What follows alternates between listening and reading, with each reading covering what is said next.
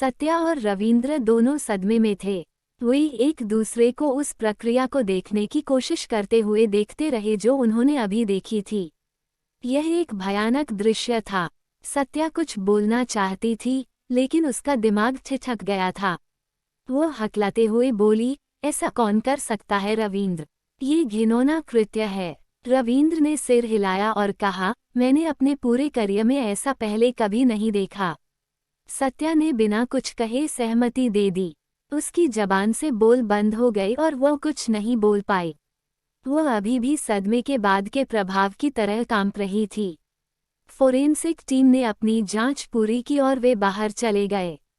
उनमें से एक ने सत्या के पास आकर कहा, मैम, हम परीक्षण शुरू करने के लिए कार्यालय जा रहे हैं।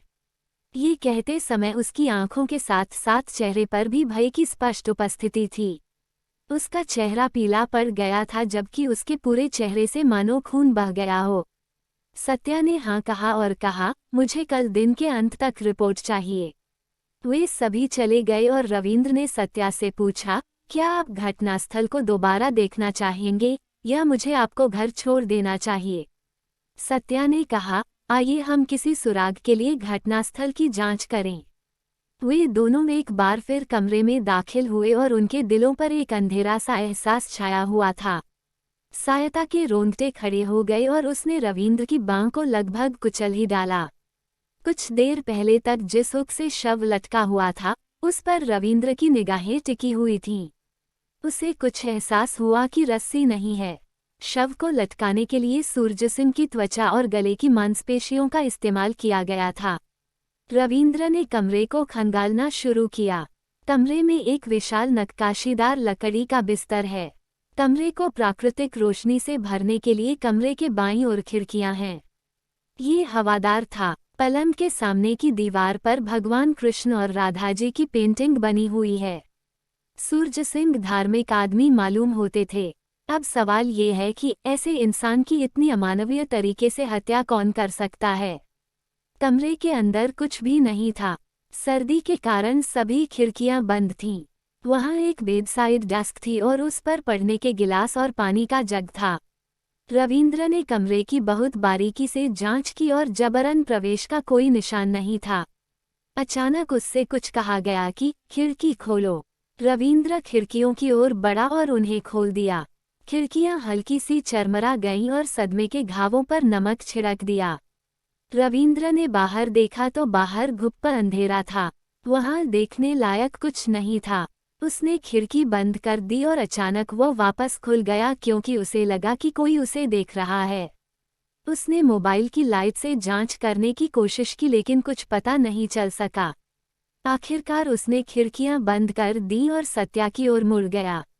उसी क्षण पास के एक पेड़ पर अंधेरे में दो लाल आंखें चमकी और सीधे रविंद्र और सत्या की परछाई को देख रही थीं।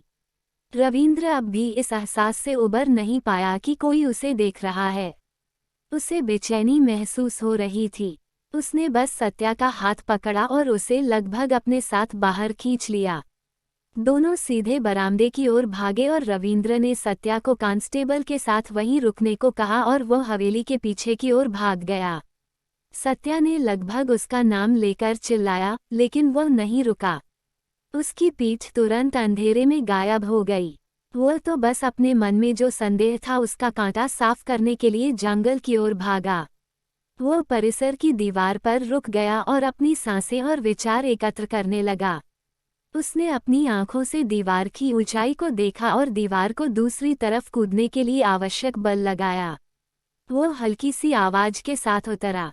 उसका दिल धड़क रहा था और जोर से आवाज कर रहा था। वह अपने पैरों के नीचे पत्तों को कुचले जाने की आवाज सुन सकता था।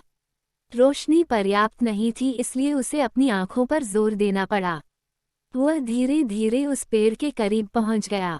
उसने ऊपर देखा और जहां तक संभव हो सका अपनी आंखें फैलाई, लेकिन उसे पेड़ की पत्तियों और शाखाओं के अलावा कुछ भी दिखाई नहीं दिया।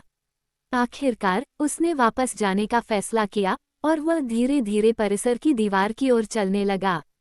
जैसे ही वह पीछे मुड़ा, दो लाल आंखें फिर से चमकी और उसकी पीठ को घूरने लगीं। दीवार की ओर कुछ कदम बढ़ाने के बाद वह बिजली की गति से पीछे मुड़ा, लेकिन फिर भी झींगुर और अन्य सभी कीड़ों की आवाज़ के अलावा कोई बदलाव नहीं हुआ। शोर के बावजूद वहां सन्नाटा पसरा हुआ था।